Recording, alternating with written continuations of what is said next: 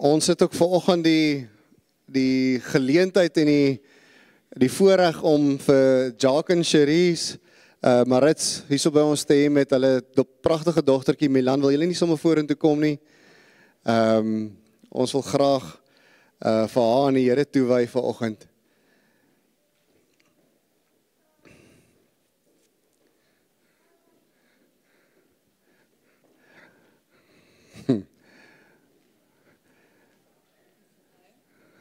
Julle moet kom staan sommer 'n bietjie nader hier so na my toe. Dit is altyd so 'n pragtige geleentheid wanneer ons kinders voor die Here bring om hulle aan die Here toe te wy.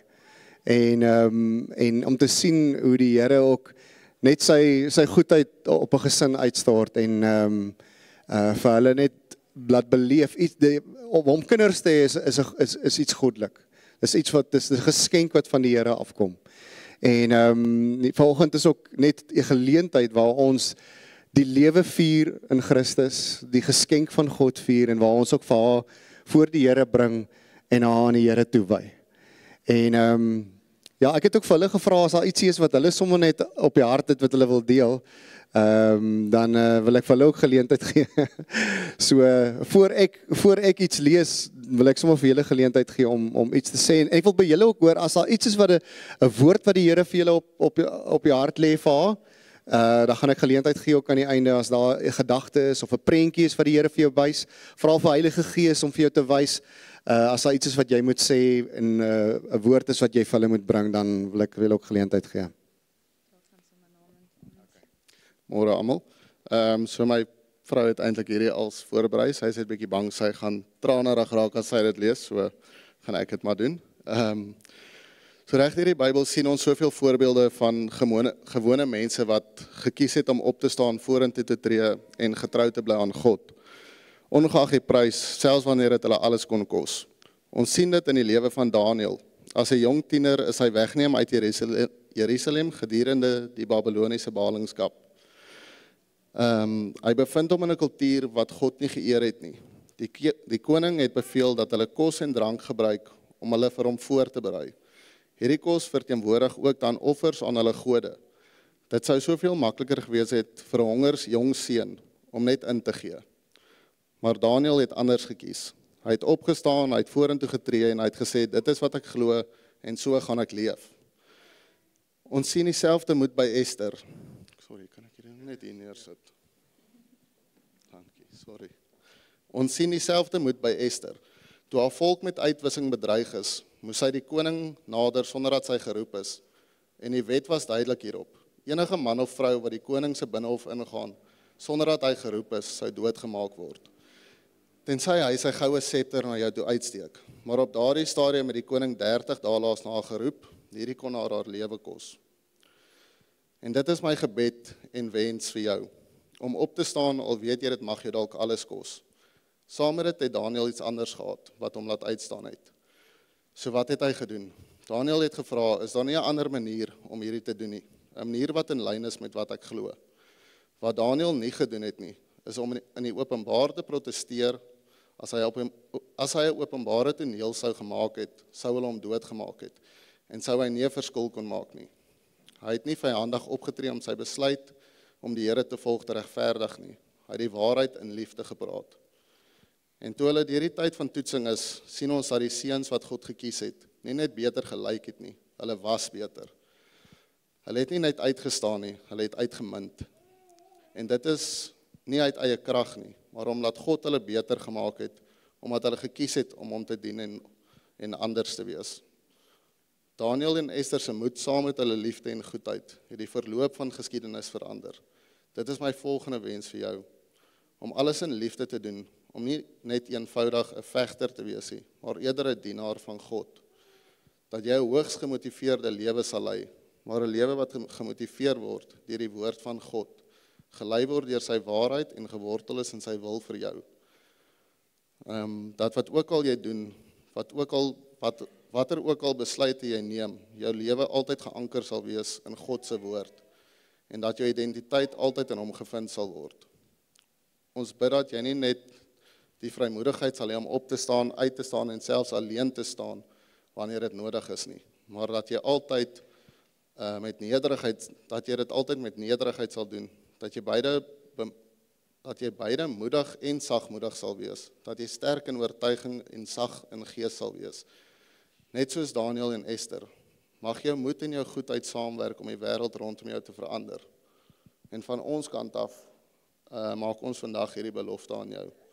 Ons beloof om volgens die woord van God te leef, ons beloof om vir jou voorbeeld te wees, deur die manier waarop ons leef. Die grootste nalatenskap wat ons vir jou kan los, is nie geld, besittings of sukses nie, maar die geloof wat ons leef, die liefde wat ons wys en die waarheid wat ons elke dag uitleef. Dit is jou ultimate inheritance. Dit is ons gebed vir jou, dit is ons verbintenis aan jou, en dit is die lewe waarin ons jou vandag toewy. Kolossense 4 vers 5 sê, Servants, do what you're told by your earthly masters, and don't just do the minimum that will get you by. Do your best. Work from the heart for your real master, for God, confident that you will get paid in full when you come into your inheritance. Keep in mind always that the ultimate master you're serving is Christ. Dankie julle. Dankie Jacques. Jullie is mooi hoor.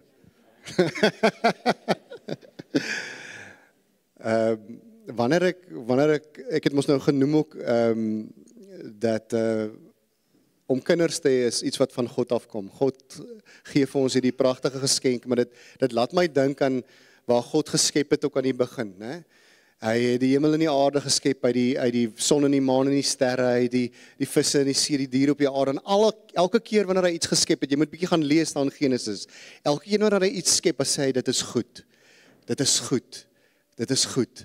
En dan sê hy in Genesis 1 vers 26 en 27, kom ons maak die mens volgens ons beeld en ons gelykenis. En dan het hy hulle geskep en lewensasem in hulle ingeblaas en die identiteit van God is in hulle gevestig. En dan wanneer hy daai gedeelte afsluit, sê hy, en hy het na alles gekyk en gesê, dit is baie goed.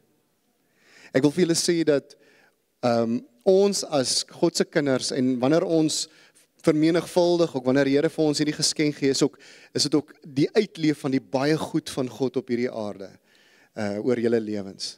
En ek het 'n teksgedeelte hierso in Psalm 127 vers 3 wat sê, seuns en dogters is geskenke van die Here, kinders word deur hom gegee, soos pyle in die hand van 'n krygsman, so is seuns en dogters wat gebore is, toe hulle vader en hulle moeder nog jonk is.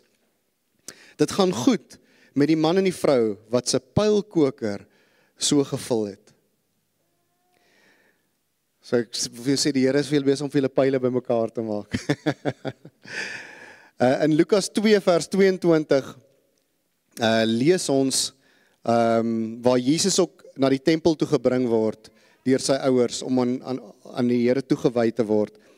Lukas 2 vers 22 sê die volgende: toe die reinigingstyd soos deur die wet van Moses bepaal vir hulle verby was, het hulle vir Jesus na Jerusalem toe gebring om hom tot beskikking van die Here te stel.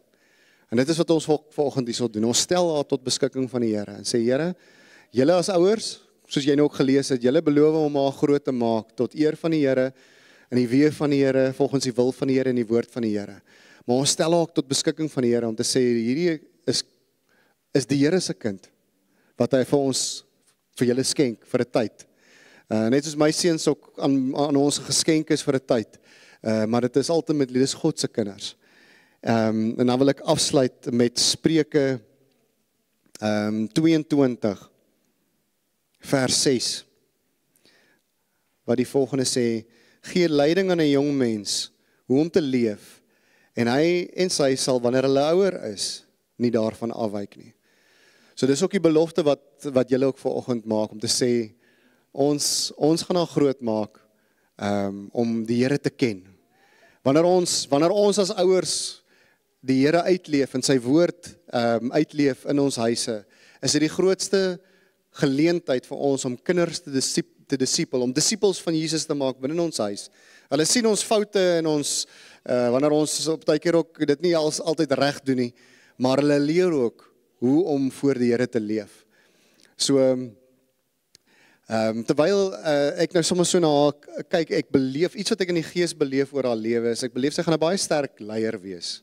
Daar's 'n 'n salwing van leierskap op haar lewe. Dat sy 'n baie sterk leier gaan wees wat in haar omgewing waar sy beweeg, die mense rondom haar, mense gaan haar wil volg. Mense gaan wil hoor wat sy te sê het. En soos wat sy aan die Here gewy gaan wees, gaan sy 'n sterk stem wees vir hom om dit wat hy binne haar geplaas het, dat mense dit sal hoor. En dat sy 'n lig gaan wees vir ander wat soekend is en wat in die duister is. Sal enige iemand van julle of wat hierso sit wat iets beleef van die Here af?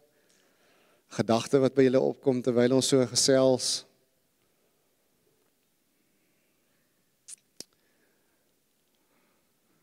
Erika.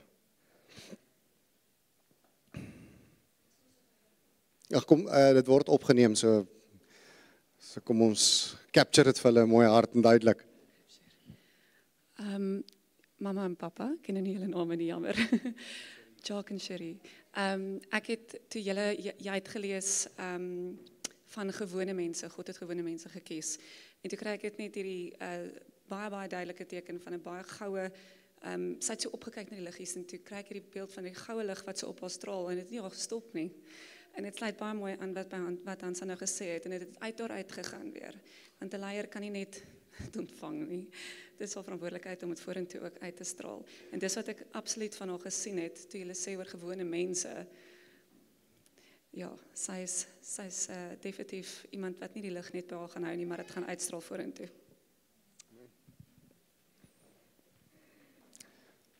Is daar nog 'n gedagte miskien van iemand af? OK. Kom ons steek ons hande na toe uit. En dan gaan ek so 'n bietjie olie wat ek sommer net vir haar mee gaan salf. En dis ook net 'n teken van dat ons in die Bybelse tyd ook wanneer hulle goed in die tempel gewy het aan die Here en wanneer hulle iemand gesalf het as 'n koning ook, het hulle olie oor hulle uitgegooi of die goeders in die tempel gesalf met olie om te sê ons wy dit aan die Here. Is afgesonder vir die Here. So Milan, ons sonder jou ook af vandag vir die Here. En ons bid, Here Jesus Christus, dankie dat U vir haar gekies het en dat U liefde reeds vir haar beskikbaar gestel het. U het haar van die begin van die skepping van die aarde af in haar moederskoot bymekaar gewees, soos Psalm 139 sê. Maar dankie dat U liefde eerste na ons kom. En ek bid ook, Here, dat soos wat sy groot word, dat sy U liefde sal beleef, dat sy U liefde sal ontvang, haar eie sal maak. En Heilige Gees, dat U sal van 'n jong ouderdom al reeds in haar lewe sal werk, kragtig sal werk, sodat sy U sal ken en die roeping wat U op haar lewe het, dit sal ontvang en sal uitleef tot eer van U naam. Here, ek bid ook dat sy sal gevul wees met die Heilige Gees, dat die salwing van die Heilige Gees op haar sal rus, die gawes en die talente en die leierskap wat op haar lewe is, Here, dat sy dit sal uitleef en vooruitstap en dat U lig so ook deur haar sal skyn. En ek bid ook vir Jacques en vir Cherise, Here, dankie dat U vir hulle as ouers ook toerus met U wysheid, insig en kennis in hierdie dag. En dat U Heilige Gees ook vir hulle vul om ouers te wees wat die Here verheerlik. En ek bid dat dit 'n natuurlike uitleef sal wees ook in hulle huis en dat hulle kinders dit sal beleef en sal sien en so ook disippels gemaak sal word van Jesus ons Here. So ons seën hulle as ouers met U genade en U vrede, Here, en U wysheid en insig om ouers te wees wat vooruitstap.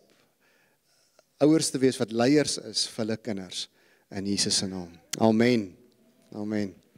Dankie julle.